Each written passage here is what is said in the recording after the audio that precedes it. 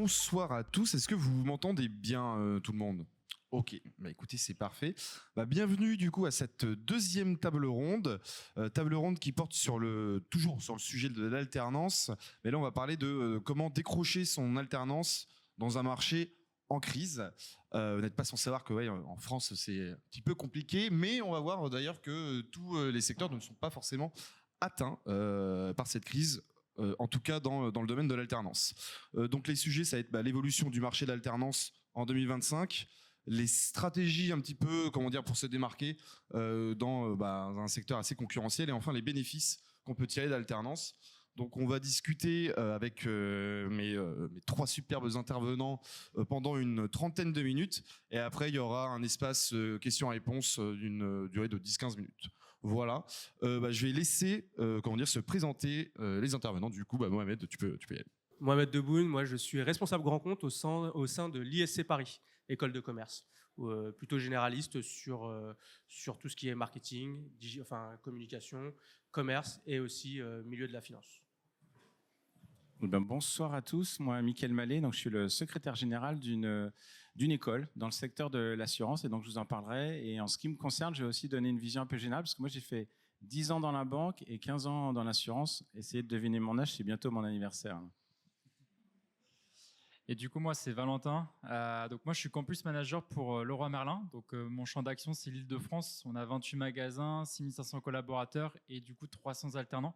Donc ça fait du volume.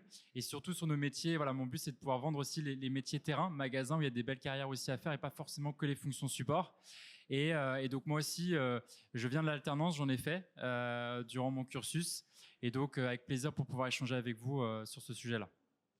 Donc on attaque directement dans le vif du sujet. On a vu dernièrement que le contexte politique en France est un petit peu compliqué, même géopolitique.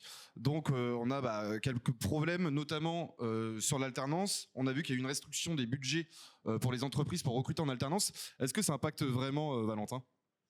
Je pense que ça va plutôt impacter globalement les plus petites structures. Par exemple, dans les grandes structures comme Leroy Merlin, c'est vrai que l'alternance, on va parler de politique alternance, donc c'est quand même quelque chose de plus sûr, plus structuré. Et puis en fait, faut aussi savoir pourquoi on met de l'alternance. C'est pas juste pour remplir des quotas. C'est loin de là. C'est vraiment d'aller. Et ça, c'est mon but aussi en tant que campus manager. C'est tous les matins, je me lève en me disant comment transformer le plus d'alternants en CDI chez nous. Et en fait, on parle d'une situation de crise, mais en fait, l'alternance chez Leroy Merlin, elle est venue aussi de là. C'est-à-dire que on sait que c'est un modèle qui fonctionne bien chez Leroy Merlin parce qu'on a ce qu'il faut pour les accueillir. Mais il faut savoir qu'avec le Covid, ça a changé complètement les rapports que les collaborateurs peuvent avoir dans le monde du travail. Et en fait, on s'est rendu compte que de plus en plus d'entreprises voyaient leur taux de turnover augmenter. Et ça, c'était le cas aussi chez Leroy Merlin. On avait des chaises vides. Et effectivement, quand on a des chaises vides et qu'on n'a pas des équipes complètes, on ne peut pas parler de business, on ne peut pas parler de croissance. Et du coup, chez Leroy Merlin, on s'est vraiment rendu compte que pour pouvoir avoir des équipes complètes, et effectivement de pouvoir accompagner notre croissance en magasin, l'alternance était vraiment un canal fort. Et on s'est rendu compte que globalement, l'alternance, c'est plus juste un dispositif de formation, mais c'est réellement un axe stratégique pour une entreprise. Et donc nous, au global, aujourd'hui, il n'y a pas de grosses atteintes parce que on ne recrutait pas chez Leroy Merlin parce qu'on avait des aides. C'était parce que derrière, on savait qu'on pouvait recruter nos futurs collaborateurs et même nos futurs dirigeants. En tout cas, c'est un axe fort chez Leroy Merlin là-dessus. Et on a de la chance du coup d'avoir côté entreprise et côté formation. Donc j'ai demandé côté formation, est-ce qu'on ressent quand même cet impact de la crise, notamment sur les demandes, que ce soit côté entreprise ou même de côté des personnes en formation, quoi. Voilà. Et justement, quand on avait préparé cette conférence, moi je vous avais dit, on n'est pas dans un marché en crise en ce qui nous concerne, dans le secteur de l'assurance. Alors vous savez que la signification en japonais du mot crise, elle a deux significations, c'est risque ou opportunité. Et sachez que dans le secteur de l'assurance, sincèrement, petit cours, très rapide. S'il n'y a pas de risque, il n'y a pas d'assurance. Et s'il y a trop de risques, il n'y a pas d'assurance. Et tout ce qu'il y a entre, il y a de l'assurance. Et je peux vous dire que comme on est justement dans un marché en crise, un peu beaucoup, il y a de l'assurance. Et regardez avec toutes les crises qui se sont déroulées. En gros, donc on n'est pas du tout, on est dans un marché tendu. Le secteur de l'alternance, pour vous donner des chiffres, en 2003, il y en avait 1000. En fin 2023, il y en a 7000, plus de 7000. Donc c'est un secteur qui recrute énormément et comme tu l'as dit, on en a besoin. C'est devenu donc pour répondre sur la question aussi de la baisse de la subvention. Est-ce que ça va toucher les petites ou les grandes structures? Nous, globalement, ça ne va pas toucher les structures parce qu'on en a besoin. Ça y est, maintenant, c'est installé depuis 2018. C'est installé. Les entreprises se sont organisées pour prendre des alternants. Et puis, avec la formation qui est délivrée, entre autres dans cette école, à l'ESA, je vais donner 2-3 chiffres. Vous sortez, vous avez un job. Moi, quand je fais les jurys, je discute, on leur dit mais tu vas où? Ils me disent non mais ça y est, j'ai déjà été recruté, mais il me faut mon diplôme, juste donnez-moi mon diplôme, ça y est, j'ai déjà trouvé ma boîte. Donc en gros, vous avez un job, le salaire, je peux donner un peu ou on n'en parle pas? Allez, manager risque assurance, nous dans nos statistiques, puisqu'on doit dans le cadre de Calliope appeler tous les élèves, on est entre 42 et 48 000 euros quand vous sautez d'un manager risque assurance, donc en gros un bac plus 5, sachant qu'on va de BTS jusqu'à bac plus 5. Mais voilà, vous sortez, la moyenne en gros suivant les cursus c'est 40 000 et sur des cursus, voire même on a des cursus à l'international. En tout cas, retenez qu'on est au-dessus des 40 000 en débutant. Vous pouvez évidemment monter beaucoup plus. Donc c'est un secteur, vous trouvez un job bien payé et si vous vous fichez des 2 premiers, en tout cas ça donne un vrai sens. Moi j'y suis depuis 15 ans dans le secteur. Pourquoi? Parce que tous les matins quand on ouvre les journaux, on a l'impression d'aider, on a un vrai sens, on est là pour protéger la population et l'aider à subvenir à ses besoins pour bien vivre. J'arrête parce que je peux parler longtemps. Alors, c'est une réelle question, effectivement. Quoi qu'il en soit, on va s'en rendre compte quand même que les entreprises étaient très attentives à ces nouvelles lois qui pouvaient tomber sur l'alternance. Mais maintenant, en fait, ce qui va se passer, c'est comment on se prépare à ça, en fait. Et ça, c'est important pour nous au sein de l'ISC Paris, c'est de préparer tous nos étudiants à justement, en amont, c'est-à-dire même quand ils sont admis, à aller en entreprise et se préparer justement à un entretien d'embauche, à ce genre de questions qui finalement l'étudiant, lui, c'est pas trop son domaine d'activité, de connaître le montant de la formation, etc. Donc nous, on essaye de les préparer par rapport à ça pour qu'ils puissent arriver justement en entreprise et avoir une expertise là-dessus et être prêts tout simplement à répondre, et on en parlera un peu plus après, sur comment se démarquer, mais à répondre justement aux offres de poste. Mais quoi qu'il en soit, on les voit, les offres de poste, elles sont tombées, elles commencent à tomber là depuis début février, on voit bien que là, il y a une grosse accélération là-dessus, et ça, c'est important. Maintenant, bien évidemment, ces entreprises, les grandes, les petites, vont regarder les écoles avec lesquelles elles vont travailler, vont regarder où ça va être important pour elles, et là je pense qu'on pourra en parler, mais ça va être important pour elles, l'image de l'école avec laquelle elle va travailler, c'est ce qui va faire la différence. Donc tous les petits entreprises qui ont fait de l'alternance depuis quand je dis entreprises, les petites écoles qui ont fait de l'alternance depuis quelques années et qui se sont ouvertes à ça, là pour elles ça va être compliqué. Pour celles qui ont l'habitude et qui ont un vrai savoir-faire et un vrai accompagnement, ça sera compliqué aussi, mais le but du jeu, c'est justement de rendre les choses faciles, en créant pas mal de choses, des partenariats, en créant une émulsion autour de l'entreprise et tout simplement en rentrant l'entreprise dans l'école. C'est-à-dire que là, c'est plus l'école qui va dans l'entreprise, mais c'est l'entreprise qui vient à l'école. Et ça peut être quelque chose qui est important pour nous. Et juste pour ajouter aussi, c'est vrai que moi, en tant que campus manager sur les relations à l'école, effectivement, c'est de se dire on va plutôt prioriser des écoles qui sont là depuis plusieurs années, qui ont un historique aussi avec l'entreprise, avec nous, mais aussi au global. Donc, on va aussi viser des écoles solides pour s'assurer de pouvoir faire effectivement une relation sur le long terme et peut-être moins prioriser les écoles, peut-être les nouvelles, parce que effectivement, il y a tout cet aspect-là, confiance qui peut se créer. Et effectivement, comme je dis souvent, moi, les écoles, c'est aussi mes premiers recruteurs. Où moi je les challenge beaucoup aussi en leur disant j'ai ces besoins-là. Et en tout cas, c'est ça aussi qui va venir me rassurer, c'est d'avoir des personnes comme toi, Mohamed, qui vont comprendre rapidement ce qu'on va rechercher en termes de savoir-être, savoir-faire, et ça on en parlera après. Mais ça aussi, c'est une marque de confiance. Donc il y a l'école, mais il y a aussi les échanges qu'on peut avoir. Et surtout, moi, ce qui m'importe beaucoup, c'est d'avoir le retour des jeunes sur leur année scolaire. Et c'est ça aussi que je vais prendre en compte. Moi, c'est important qu'on soit bien dans l'entreprise, mais qu'aussi on soit bien à l'école, et ça, c'est important. J'aimerais juste rajouter un petit truc, c'est que en fait, les aides, ça fait déjà 2 ans qu'elles diminuent. On les voit avec les OPCO, pour ceux qui connaissent un peu l'alternance. Les OPCO, on sait très bien que le 1er juillet, on va recevoir le fameux fichier France Compétences, et on sait que là-dessus, on va avoir un impact du montant de la formation pris en charge. On sait également que, que les entreprises font attention à ça. Et je rappelle que l'année d'avant, on devait déjà arrêter les aides. Elles ont été diminuées. Elles ont continué, mais elles ont été diminuées. Pourtant, cette année, j'ai quand même eu une croissance sur l'alternance. Donc, c'est bien une façon d'appréhender ça, d'accompagner l'entreprise, d'accompagner l'alternant pour pouvoir réussir, tout simplement. Moi, si je peux donner peut-être quelques conseils finalement sur tout ce qu'on est en train de dire et ce qui a été dit, c'est en gros sélectionner dans l'absolu, si on vraiment vous donner un conseil, une école qui a de l'expérience, une école qui globalement a déjà un réseau entreprise.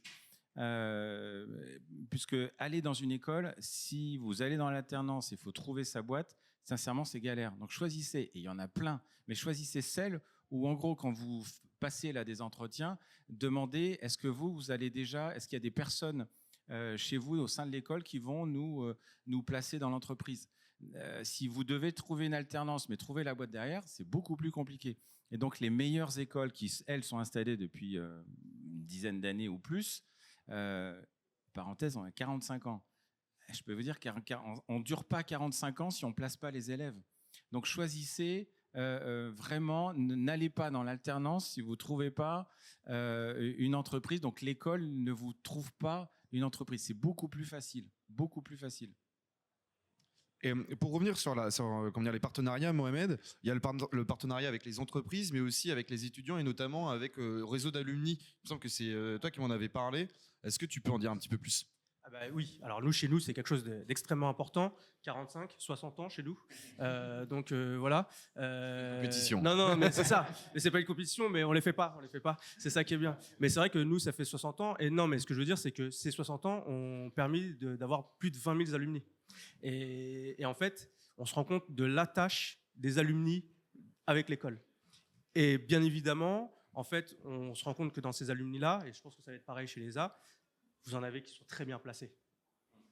Et quand il est très bien placé, qu'est-ce qu'il fait ? Il va aller voir Valentin et dire « Tu peux rappeler quand même mon école, s'il te plaît ?» Potentiellement, ils peuvent avoir un ou deux profils qui nous intéressent. Et en fait, ils sont même ancrés dans un truc où, tout simplement, ils se souviennent de comment ils ont été éduqués, entre guillemets, dans leur scolarité, et ils veulent ça dans leur boîte, dans leur entreprise. Donc, c'est beaucoup plus facile. Et effectivement, nous, on a un responsable des alumni, Franck Larreau, qui lui s'occupe de ça au quotidien. C'est toute la journée. Son but, c'est d'être en relation avec les alumni pour les accompagner dans leurs projets avec nos étudiants. Donc, effectivement, c'est quelque chose d'important. Ouais. Alors, je partage. On était justement il y a un salon qui était à Deauville la semaine dernière, qui est le salon mondial, mais du risk management. Donc, il y a des risk managers. C'est un métier bien spécifique. Et je vois arriver une jeune femme sur notre stand et a dit est-ce que vous pourriez me dire, je cherche une personne. Et je dis mais vous êtes qui? Et elle me dit moi je suis chez Helvetia, je travaille maintenant en Suisse, j'ai une excellente carrière, une très belle carrière, et justement j'aimerais dire merci aux gens de l'école, mais je dis vous voulez pas même qu'on fasse une vidéo, elle me dit si, et là c'est exactement ce que tu dis Mohamed, c'est-à-dire on voit qu'il y a une appartenance à l'école. Ils ont envie justement de communiquer, ils sont fiers de leur école, et elle m'a dit et on va faire la vidéo, ça je vous promets qu'on va la faire. Et on parle côté école, c'est alumni, nous on parle d'ambassadeurs. C'est vrai qu'on s'appuie aussi beaucoup là-dessus en entreprise. Moi, je sais que quand j'anime mes journées d'intégration avec les alternants, je fais toujours ma présentation en ouvrant sur cette partie en disant là, vous allez vous ouvrir chez Leroy Merlin en disant une entreprise au global.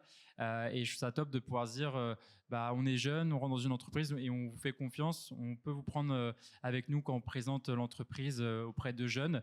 Et puis j'ai remarqué qu'aussi on est dans une nouvelle génération. Bon, j'y touche un peu parce que je suis proche de cette génération-là, mais je me rends compte que je peux venir avec les meilleurs diapos, les plus belles vidéos, marque employeur.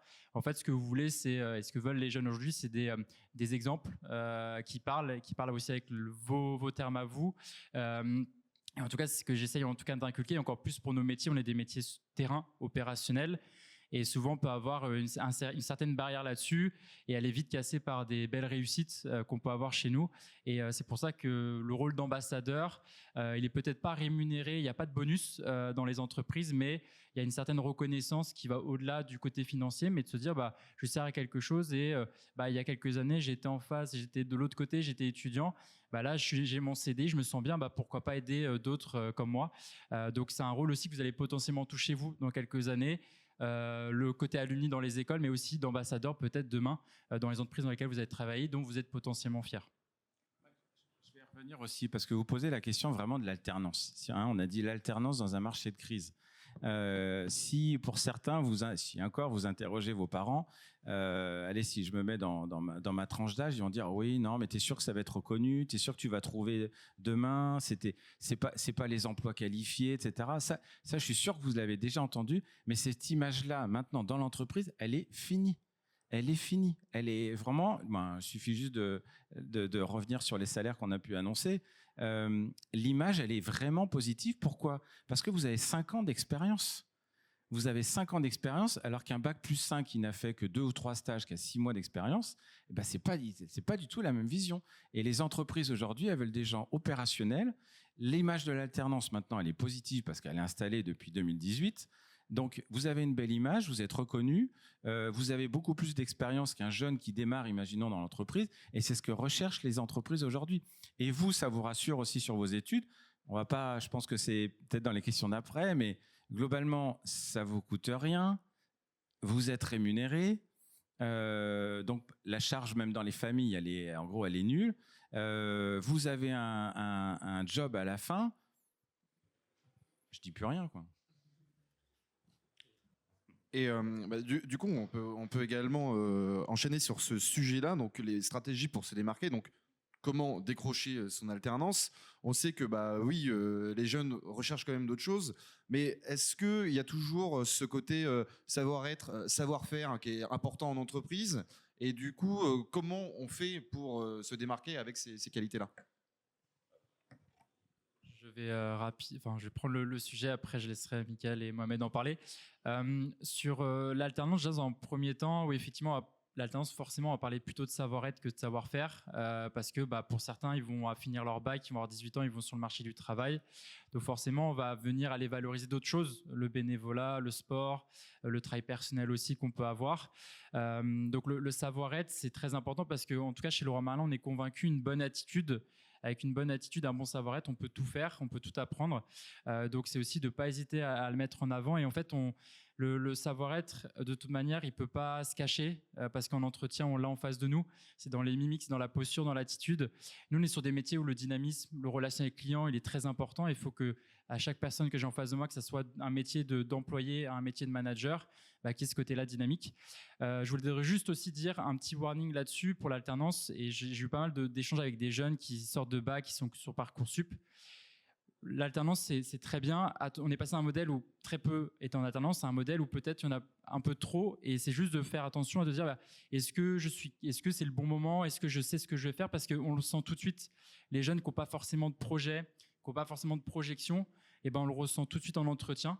Donc n'hésitez pas, pour certains, là peut-être vous êtes en études peut-être plutôt après bac plus 3, mais ceux qui commencent sur un bac plus 1, de dire des fois peut-être faire 1 an ou 2 ans en initial avec des stages et après attaquer dès le bac plus 3, parce qu'en fait, il y a la question de maturité. Moi, j'étais dans ce cas-là où je ne me voyais pas dès mes 2 premières années faire de l'alternance, mais plutôt voir déjà qu'est-ce que j'ai envie de faire, de m'assurer que j'ai un projet sûr et béton à vendre à une entreprise.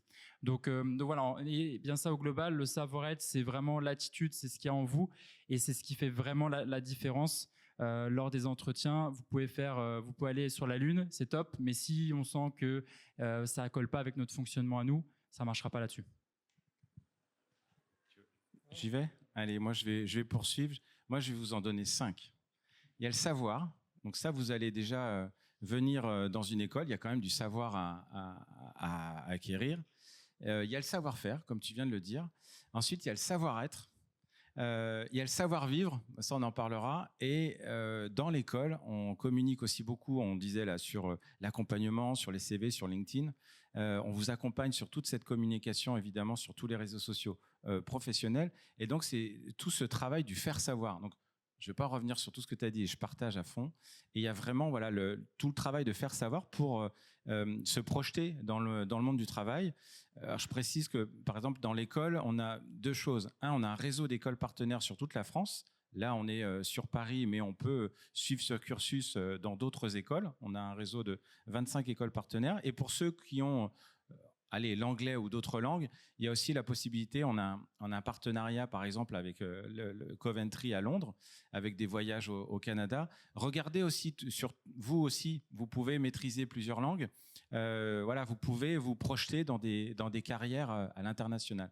En tout cas, si vous maîtrisez, si ne vous maîtrisez pas ces 5 savoirs, sélectionnez l'école qui va vraiment vous apporter ces compétences. Et sincèrement, il y a de belles écoles qui le font. Merci.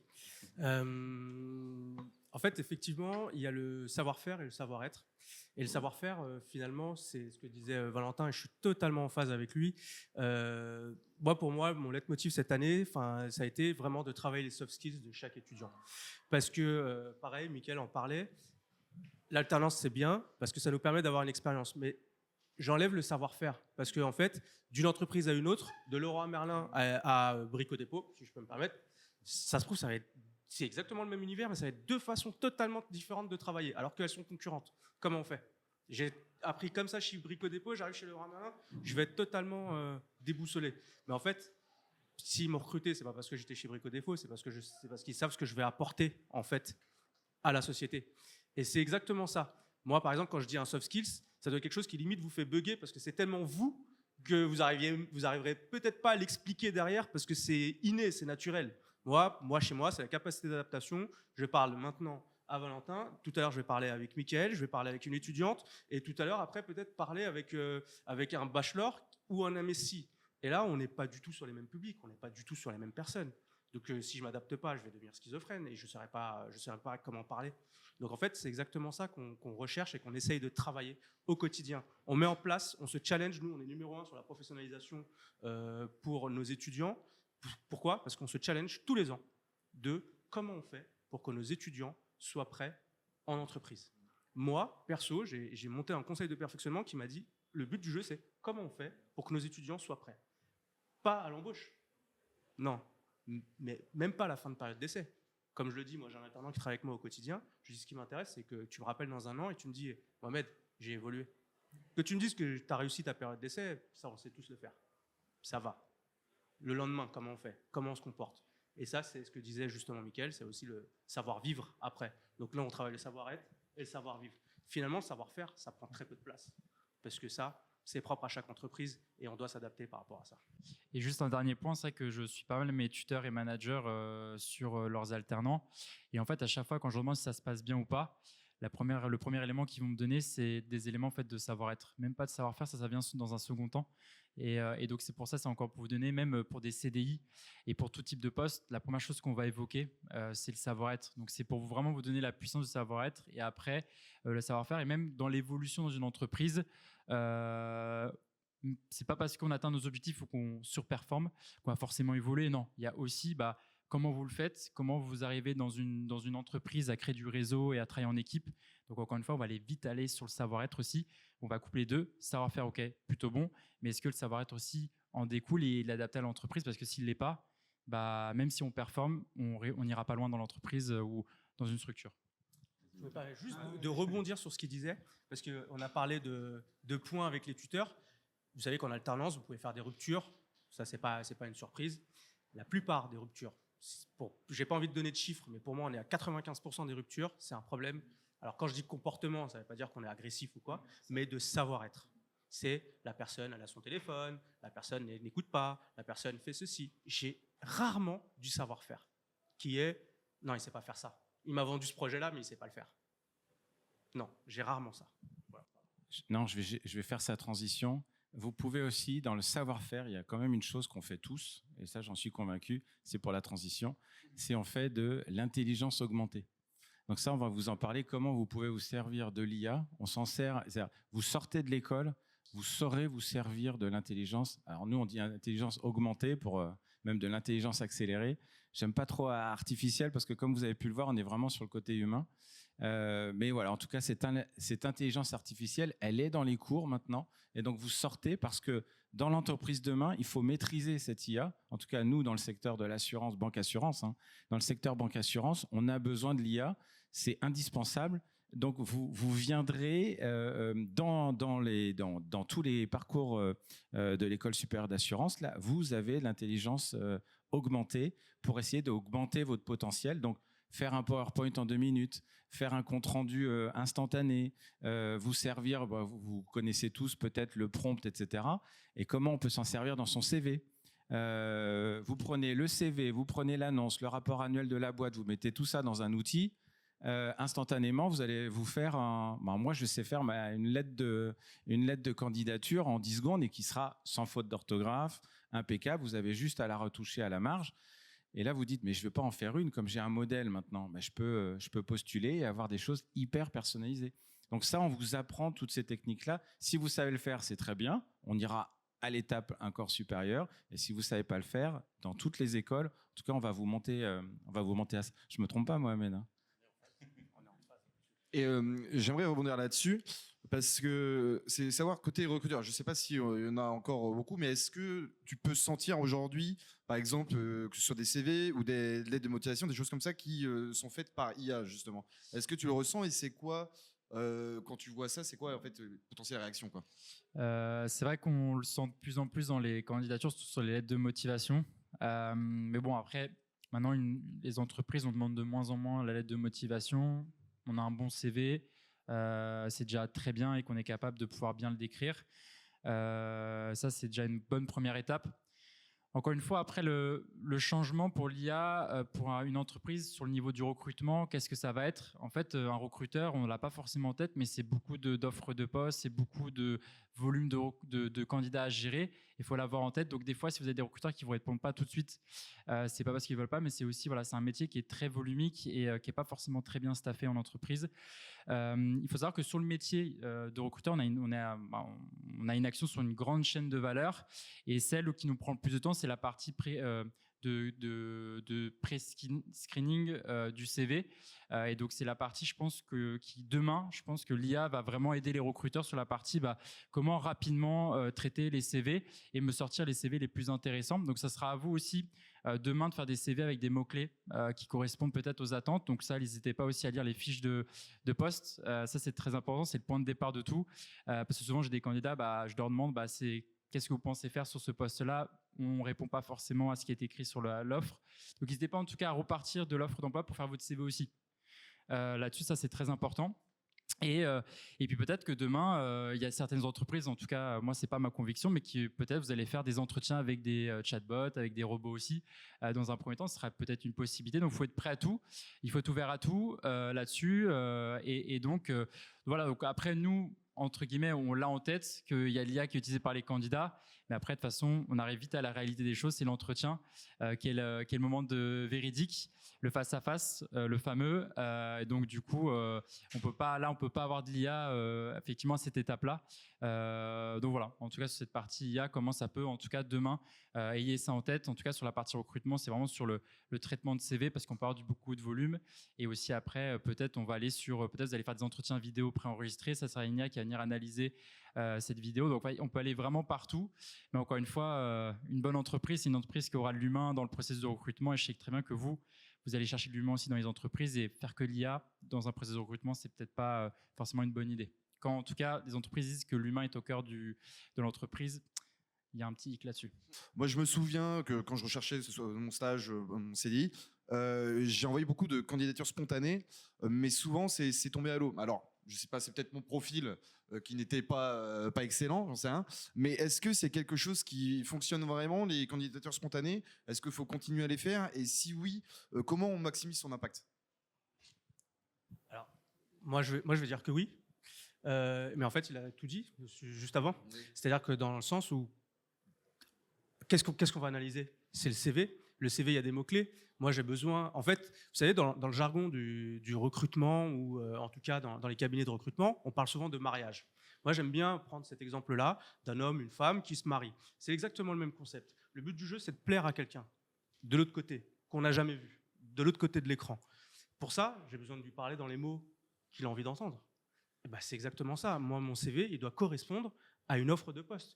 Si je fais un CV type que j'envoie à 150, super.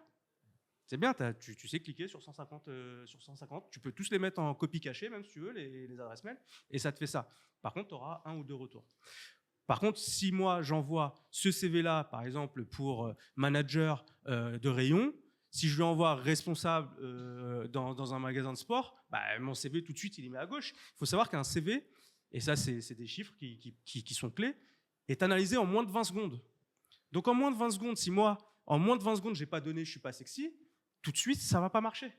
Donc là, il faut utiliser les bons mots-clés. Déjà, on sait tous qu'il y a ces fameux ATS là, qui viennent scanner les mots-clés. Donc là, on en parlait, ça c'est obligé. Donc si déjà l'ATS, il a scanné que des photos, parce que vous passez beaucoup par Canva, par exemple. Canva, quand vous l'enregistrez, potentiellement, il peut être enregistré comme une photo. CV, il est perdu. Il n'a même pas été analysé. Il est mis à gauche. Vous avez déjà perdu. Vous pouvez juste vous dire, je ne comprends pas, ils ne me répondent jamais. Mais oui, en fait, on voyait une photo. Lui, il ne veut pas une photo, il veut des mots. Donc, il faut revenir à la bonne vieille méthode du Word, limite le remettre en PDF et s'assurer qu'on est sur le bon truc. Et derrière, après, utiliser bons mots-clés parce que c'est ce qui va plaire à la personne. Et en 20 secondes, on bascule. Moi, j'ai un jeu qui est très simple. Je prends le CV de tous les étudiants, je les échange. Ils ne se connaissent pas encore à la rentrée. Échange ton CV, échange ton CV. Si on monte, et je chronomètre, 30 secondes plus tard. Parfois, je triche un peu, je mets 45 secondes. Si en 45 secondes, il n'est pas capable de me dire le CV qu'il a lu, d'où est-ce qu'il vient, où est-ce qu'il va, on a raté. On a raté, on passe à autre chose. Donc voilà, pour moi, en fait, on essaie de mettre en place plein de choses au sein de l'ISC, justement, dès les admissions, avec, nous, on a un nouveau slogan qui est « Every week we date ». Le but du jeu, c'est dès que vous êtes admis, en 1 mois, on essaye de vous placer toutes les semaines un événement qui est là pour vous aider sur votre CV, sur vos soft skills, sur votre lettre de motivation, sur l'entretien d'embauche avec justement l'IA qui rentre. Tu en as parlé, mais on met le CV, on met l'offre de poste, il nous a appelé, il nous a dit entretien dans 1 semaine. L'IA me sort toutes les questions. J'ai plus rien à faire. Il n'a plus rien à faire. Par contre, ce qui va l'intéresser, on en revient toujours au même concept, c'est qu'est-ce que je vaux, qu'est-ce que je suis. Et ça, c'est important. Parfait, merci. Et ben écoutez, on va attaquer la dernière partie. Donc c'est sur les bénéfices de l'alternance. C'est vrai qu'il y a surtout ce côté, moi de toute façon je l'ai ressenti également, que ce soit dans mes études ou après, c'est que c'est le côté en fait pratique qui l'emporte sur le côté théorique. Et là, l'alternance, elle a un vrai plus sur ce côté-là. Je sais pas si... Ouais, moi le mot que j'ai envie de dire aussi, l'alternance, c'est un accélérateur aussi d'ascension sociale. En fait, on est passé d'un modèle où il fallait prendre le top 3 écoles pour aller les meilleures entreprises à maintenant on peut prendre une école qui n'est pas forcément classée dans le top 3, mais si on a une bonne alternance, on peut faire la différence aussi. Et donc ça, c'est un super modèle de plus faire que avec l'école, mais aussi de te dire je peux me défendre autrement en me disant pas besoin d'une grande école moi pour faire une grande carrière. Et ça, c'est un peu le nouveau modèle qui est lancé, ça c'est top. Donc non, l'alternance, ça va être top pour les jeunes, pour vous, pour apprendre aussi de manière sur 1, 2 ans, 3 ans, parce que nous, comme Leroy Merlin, on a une ADN fort, on a une culture, des valeurs fortes, et ça permet aussi à des jeunes de pouvoir s'acculturer, être biberonnés à notre entreprise d'une manière, on va dire, un peu plus longue que si on arrivait en CDI, où là, c'est le challenge de pouvoir vite comprendre l'entreprise. Donc, ça permet aussi à l'entreprise de se dire, j'investis sur un jeune en termes d'énergie et aussi financier, et de se dire à la fin, la satisfaction, on l'a, et ça nous fait des collaborateurs qui sont engagés. Donc, c'est vraiment de transformer des alternants, les fidéliser pour les transformer en collaborateurs engagés de demain. Donc voilà, pour moi, c'est un vrai tremplin, mais encore une fois, c'est de se dire, quand on va chercher une alternance, on ne l'a pas forcément dit, mais faites attention, il y a toujours, moi je le compare un peu à un 100 mètres, c'est-à-dire que l'alternance c'est d'une période à une période, donc ça commence dès mi-mars jusqu'à juin, c'est là où on a les plus belles opportunités. Avant c'est un peu trop tôt et après c'est trop tard, alors que trouver un CDI c'est plutôt un marathon, c'est sur toute l'année où on peut en trouver. Donc c'est ça d'avoir en tête l'image, donc vraiment dès le mois de mars il faut commencer, il faut y aller, et puis c'est déjà pas mal en termes de conseils là-dessus. L'attractivité, je pense qu'on en a tous parlé. En gros, ça l'est. Moi, hier soir, je regardais, j'étais dans ce qu'on appelle dans les boutiques relais, et je vais chercher le catalogue de l'ONICEP. Hein. Alors, il vaut cher, vous n'êtes peut-être pas obligé de l'acheter, mais vous pouvez le feuilleter, vous regardez votre secteur, et moi, je vous invite à regarder ces classements. Comme on l'a dit, alors il m'a battu sur le classement du nombre d'années, mais il va falloir que je me récupère sur le reste. Mais à l'école supérieure d'assurance, là, on est sur l'école de l'alternance. Banque assurance, on a la première école. Et en effet, pour rester numéro 1, il faut être attractif. Alors là, je parle un peu de moi. Maintenant, si je me mets de votre côté, cherchez l'école qui va vous donner du sens. Hein, tout à l'heure, on a dit, OK, il y a le salaire, il y a le savoir-faire, il y a tout ça. Là, on va vous aider au CV, etc. Mais on a parlé de la vie étudiante. Prenez tout ça, parce que tout ça, dans les catalogues, là, peut-être de l'ONISEP, vous n'allez pas le retrouver. Vous allez retrouver des classements. Et les classements, c'est lié au nombre d'alternants. Donc là, oui, on est numéro 1 parce qu'on a 1800 alternants tous les ans, etc. Non, essayez d'aller dans les journées portes ouvertes. Allez dans les écoles. Rencontrer Mohamed, alors peut-être Valentin c'est plus difficile parce qu'il est dans l'entreprise, mais allez dans les écoles, vous allez sentir l'environnement. Il y a des écoles qui sont aux portes de Paris, il y a des écoles qui sont dans Paris, il y a des écoles qui ont des campus, des billards, peu importe. Vous allez retrouver, il y a des petites classes, des auditoriums. Je dirais, il y a tout. Allez dans celle qui vous correspond le mieux. Et les journées portes ouvertes, où on fait même des soirées portes ouvertes, et je sais qu'on en a, donc allez sur les stands, dans toutes les écoles, il y en a. Et c'est là où vous allez sentir que vous vous sentez bien dans l'environnement. Et ça, c'est important. Et quelle que soit l'école, sincèrement, on est tous complémentaires. Il y a un très beau marché. Allez dans l'alternance. En tout cas, moi, j'y crois. J'ai même mon fils qui est 21 ans, qui a fait un BTS paysagiste. Et là, je suis en train de le tanner pour le dire, mais va dans l'assurance. Vas-y. Et pourtant, il n'était pas du tout école, etc. Il est en train de se questionner parce que, alors déjà, pour le salaire, quand je lui dis le salaire, il me dit, ah oui, c'est sûr que je vais gagner beaucoup plus que ce que je suis en train de faire. Paysagiste, ça peut... Ouais, mais il est dans le froid. Là, je peux vous dire que derrière, il serait au contact du client. On parle d'expérience client, du digital, etc. En tout cas, ça l'interpelle. Il n'y a pas de crise. Il est sûr qu'il y aura toujours tout ce qu'on a pu vous dire tout à l'heure. Donc, en tout cas, l'alternance, elle est vraiment attractive et aller dans les écoles pour vraiment sentir voilà, si je pouvais rajouter cet élément-là. Et vous allez voir que c'est vraiment fertile, ce secteur. Et juste pour terminer, parce qu'on a un petit peu dépassé le temps, mais c'est pas grave, c'était sur les perspectives, en gros, post-alternance. Alors, pas forcément les chiffres, mais le ressenti, que ce soit côté entreprise ou côté formation. Par exemple, je sais pas moi, sur le taux d'embauche entre un alternant et quelqu'un qui ne fait pas une alternance, et les évolutions professionnelles derrière, est-ce qu'il y a quand même un avantage à faire une alternance ? Je vais me permettre de parler en premier. Effectivement, c'est ce qu'on se disait tout à l'heure. En fait, on a tous vu, et je mets au défi quelqu'un qui me dit non, j'ai jamais vu une annonce qui me dit je veux 2, 3, 4, 5 ans d'expérience. Je viens de sortir d'un master et en initial, j'ai fait 1 an de stage peut-être en cumulé de toute ma vie. Quand j'arrive là-dedans, l'expérience, je l'ai pas. Donc, même moi, je suis là, je clique, j'y vais ou j'y vais pas, c'est comment. Donc c'est compliqué. Le tremplin de l'alternance, c'est vraiment ça. Il est vraiment là. C'est que là, ça nous a permis d'acquérir de l'expérience.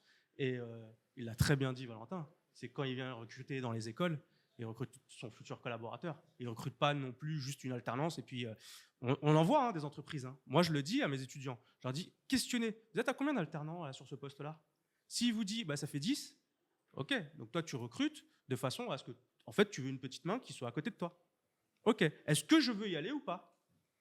Ça, c'est important. Ça fait aussi partie du processus de recherche. Ça fait aussi, on ne travaille pas pareil dans une start-up comme on travaille dans une multinationale.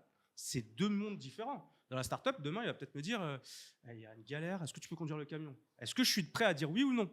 Alors que dans la multinationale, peut-être qu'il va me dire que c'est une mission que je fais toute ma vie. Donc, pendant 2 ans. Est-ce que je suis prêt à dire oui ou non à ça aussi ? Et en fait, c'est ça le vrai tremplin de l'alternance, c'est que tout simplement, ça nous permet de nous aguerrir sur notre travail, sur notre expérience, de développer notre expérience pour pouvoir après être quasi sûr d'avoir un CDI à la fin. En tout cas, tout ce que je peux vous dire sur mes écoles partenaires, sur mes entreprises partenaires, la plupart recrutent les alternants à la fin de leur période. Vous voyez, c'est même pas des CDD, c'est d'alternance. Et ce sont même des collaborateurs avant des alternants, avant la fin de l'alternance. Je vais juste donner un chiffre. On a l'obligation de ce qu'on appelle d'afficher les taux d'insertion. C'est-à-dire que dans les 6 mois, c'est des obligations, moi je vous passe l'aspect réglementaire, mais dans les 6 mois, en gros, on doit rappeler tous les élèves, envoyer une enquête pour savoir ce qu'on appelle le taux d'insertion. Donc moi, je vous invite, vous allez sur l'ensemble des sites. Imaginons que vous aviez 3 écoles, là que vous êtes entre.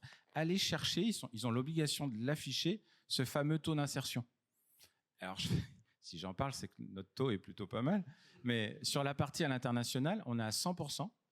Et sur l'ensemble des autres cursus, on est entre 85 et 95%. Et je précise que souvent, dans les 95%, c'est parce qu'il y a un jeune qui a décidé de faire une année de césure, de partir 1 an en Australie pour se ressourcer ou faire de la coopération, etc. Mais ça rejoint tout ce qu'on a pu dire depuis le départ. En tout cas, chercher les taux d'insertion, c'est une obligation.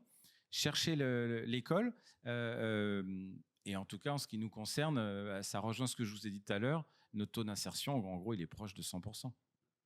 Et juste pour rebondir sur ce que tu as dit, Mohamed, c'est vrai que beaucoup d'entreprises, mais beaucoup chez Leroy Merlin, on considère nos alternants comme des collaborateurs, c'est-à-dire que ça va dans le package de rémunération, ça va aussi dans l'accompagnement, c'est-à-dire que demain, chez Leroy Merlin, on fait tous des entretiens de performance, des entretiens de développement personnel pour en fait déjà construire un peu votre projet. Et ça, on ne le fait pas dans toutes les entreprises. Et aussi en termes de mission, c'est-à-dire que réellement, on vous challenge sur des missions. Vous faites pas, c'est pas des alternances, vous faites des photocopies ou du café. C'est vraiment, ça va bien au-delà de ça, que ce soit du terrain, mais même au siège aussi. Donc ça, c'est un bon premier point aussi à voir, c'est que les bonnes entreprises, c'est celles qui vous considèrent vraiment comme des collaborateurs à part entière. Et ça vous prépare aussi à se dire, à vous créer aussi du réseau. Allez-y. N'hésitez pas, vous avez peut-être rejoint des grands groupes. Dans des grands groupes, il y a des sièges qui ont beaucoup de collaborateurs, des métiers différents. Donc, n'hésitez pas à aller creuser là-dessus. Et aussi, moi, la première chose que j'ai fait sur mon poste de campus manager, c'est de voir est-ce qu'il y a des cercles de campus manager. Donc, n'hésitez pas à le faire aussi dans vos métiers à vous. Sur LinkedIn, il y a plein d'événements où vous pouvez rentrer en contact. Donc, dans des soirées networking, dans des soirées after work comme celle-ci, par exemple, de ne pas hésiter à aller chercher le réseau, parce qu'on parlait beaucoup d'intelligence artificielle, ça fait très digital, on coupe un peu le relationnel, ça c'est une erreur vraiment. Aller sur le terrain, échanger. Il y avait un moment donné, il y avait une époque où on parlait que 80% des offres d'emploi n'étaient pas communiquées en externe. Donc ça veut dire quoi? Ça veut dire qu'en fait, c'est vos amis, c'est vos mentors, c'est vos professeurs, c'est vos anciens collègues, vos anciens aussi amis que vous avez peut-être eu au collège ou au lycée et en études supérieures. Donc n'hésitez pas à aller construire ça parce que c'est là où vous allez aussi faire la différence dans votre carrière. Je veux juste rebondir sur 2 points. Le premier, c'était effectivement le taux d'insertion. Vous regardez et vous verrez bien. Il va me battre encore. Non, pas du tout. Justement, je ne veux pas en parler. Justement, je ne veux pas parler de chiffres. Je vais pas parler de chiffres. J'ai dit que Monsieur Chiffre, c'était lui, c'est pas moi. Moi, je ne veux pas parler de chiffres. Mais effectivement, quand on regarde les écoles, bizarrement, c'est celles aussi qui sont souvent bien placées et bien classées qui ont un bon taux d'insertion. Pas parce que elles sont bien classées, alors c'est pour ça on veut absolument ça. Non, parce que Valentin l'a dit tout à l'heure, c'est les 3 premières et puis après le reste, on se bagarre tous. Par contre, il y a un vrai savoir-faire derrière. C'est comment on accompagne ces étudiants-là, comment on fait pour. Donc ça, c'était un des premiers points. On a parlé du réseau. Vous savez que le premier réseau social qui s'est développé l'année dernière, le plus développé, ça reste LinkedIn. On n'est pas sur du Insta, on n'est pas sur du Snap, on va parler un peu... 33 millions d'utilisateurs, tu vois, j'ai encore les chiffres. Voilà, Monsieur Chiffre, je vous ai dit. Mais vous voyez, c'est LinkedIn. Et LinkedIn, on n'est pas... quand je vais sur LinkedIn, je ne mets pas mes photos de vacances. Là, ce soir, je vais parler de j'étais là. Pourquoi je vais parler Mais tu n'as pas monté un partenariat avec LinkedIn? On a préparé. Hein. Et on est bon. Effectivement, ça fait partie aussi du Every Week We Date. C'est que nous, on vous prépare aussi à préparer votre profil LinkedIn et ça va. On est encore même en train de développer encore plus, comme je vous le disais, quand on se challenge. On veut vous développer sur toute la continuité de vos études pour que là, ça ne sera plus un rock your profile, mais vraiment un qu'est-ce que je suis comme marque. C'est-à-dire que là, vous êtes devenus des marques, vous devez vous vendre sur LinkedIn. Hier, je travaille aussi dans un club de foot. J'en ai parlé à mon président. Je lui ai dit LinkedIn, c'est nul. Pourquoi on n'a rien? Il m'a répondu tu sais, c'est juste pour les jeunes qui démarrent. J'ai envie de le manger. J'avais envie de... C'était pas possible pour moi. Je lui ai dit, mais comment tu me dis d'aller chercher des subventions en me tenant ce genre de discours? Il m'a dit, ok, ne t'énerve pas, on va en discuter. Parce que c'est exactement là, c'est le réseau social. C'est peut-être que ce LinkedIn-là, Moi, je me parle de foot. Peut-être que finalement, Valentin est passionné de foot. Il est chez Leroy Merlin, il connaît un gars qui veut bien aider un petit club de foot de quartier. Et on vient de créer un truc. S'il me donne que 100 euros, c'est 100 euros de ballon que je vais acheter pour mes enfants.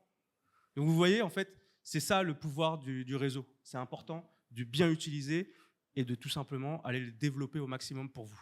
Alors, on vous accompagnera sur LinkedIn également. Et je vais peut-être rajouter un point aussi. Je sais que ça peut intéresser aussi des personnes dans la salle. Je vais faire 2 autres focus. Nous, on a Mission Handicap et tout ce qui tourne autour de la RSE. Parce que là, on a donné pas mal de chiffres. Mais je sais que certains, la transition écologique, etc. Donc, sur ces sujets vraiment de l'handicap, de l'inclusion et de la RSE, on est aussi vraiment acteurs sur ces sujets. Et donc, je vous invite au sein ce qu'on appelle les BDE, Bureau des étudiants, de partager. Donc, revenez dans les journées portes ouvertes pour sentir tous ces aspects aussi de ces écoles qui peuvent peut-être des fois faire la différence, où vous allez vous sentir bien parce que vous allez pouvoir vous engager sur quelque chose qui vous donne encore un peu plus de sens. Et pour le mot de la fin, pour revenir sur le réseau, LinkedIn, c'est très très bien, mais il y a 3 réseaux qui montent. Ce sont DocFinance, Techit et Bizeo, donc n'hésitez pas à aller checker. Merci beaucoup, messieurs. Merci à vous pour ces interventions. Bravo. Du coup, on a juste 10-15 minutes. Si jamais vous avez des questions à poser, je vais faire passer le micro sur ce qui a été dit pendant la conférence ou des questions personnelles que vous avez envie de poser. N'hésitez pas, surtout. S'il n'y en a pas, c'est pas très grave. Moi, j'avais juste une petite question. C'était la différence, pas la différence, mais la nuance sur savoir-être, savoir-vivre. Vous la faites où, la nuance ? Alors, savoir-être, c'est en fait, on l'a tous, c'est ce qui nous définit, c'est un axe, comme je vous le disais tout à l'heure, la capacité d'adaptation. Savoir-vivre, on en rigolait justement quand on préparait cette réunion, c'est de pouvoir arriver à un entretien d'embauche autrement qu'en survêt ou en détente, allongé, limite sur la table, et on va se mettre à raconter un peu n'importe quoi. Ça, c'est du savoir-vivre. Comme je l'expliquais, j'ai eu un étudiant qui est arrivé chez Volkswagen. C'est bon, tout le monde visualise plus ou moins Volkswagen, et qui me dit, au bout d'une semaine, je vais rompre. Je lui dis, ah bon, pourquoi ? Il me dit, non mais t'imagines, ils m'ont dit qu'il fallait que j'arrive à 9h30 et pas en basket. Là, dans ma tête, je me suis dit, alors Mohamed, t'es vieux, parce que moi, il y a 10 ans, jamais on aurait imaginé ça. Et parce qu'il y a 10 ans, je mets au défi quelqu'un d'aller en entreprise en basket. 10-15 ans, j'arrive en basket. Alors si, c'était ouvert pour les mecs de la com, vous savez, ceux qui sont là, ils font la fête, qu'on visualisait comme ça. Mais un mec en finance, jamais il arrivait en entreprise en basket. Alors qu'aujourd'hui, c'est normal. Donc, en fait, c'est juste, tout simplement, il y a des codes. Et pour moi, le savoir-vivre, c'est respecter ces codes-là en entreprise. Pouvoir être sur des codes d'entreprise. On se règle et hop, on part là-dessus. On a tous une personnalité en dehors et en entreprise. Celle qui est en dehors, il faut la laisser en dehors. C'est pour sa femme, c'est pour ses enfants, c'est pour sa vie de tous les jours, ses amis. Et en entreprise, il faut avoir les codes de l'entreprise. Et ça, c'est plus du savoir-être, pour moi, c'est du savoir-vivre. Eh bien, écoutez, merci encore, messieurs. Et puis, la soirée continue. On a un petit peu débordé, mais c'est pas grave. Bonne soirée, tout le monde. Merci. Merci.